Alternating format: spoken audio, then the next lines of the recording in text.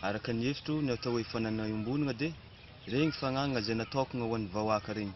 Zany hoe matetika zany izy de commune ny tompony na hoe fokon'ologno zany. De iny zany hoe mazava-dehibe azy de tokony hanajagna azy voalohany zany de regny toerana regny matetiky natao hitraofany vahoaka.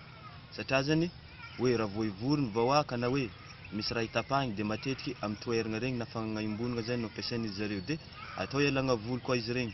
De ny fomba tokony hanajagna azy zany tokony hoe misy tompona andraikitra zany apetraka amin'ilay toerana na hoe amin'ilay fagnagna iombonana.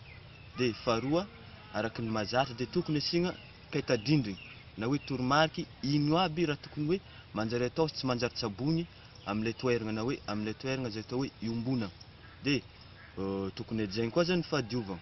De ny sosokevitry ny fahadiovana zany hoe asiagna dabam-pako ampianarigny le olo mampiasa ny fagnagna iombonana hoe ahay adio hoe eto toerana fagnariagna fako. De farany zany amin'ny alalan'le hoe peta-drindrina na hoe toromarika atao agnajagna an'ilay toerana.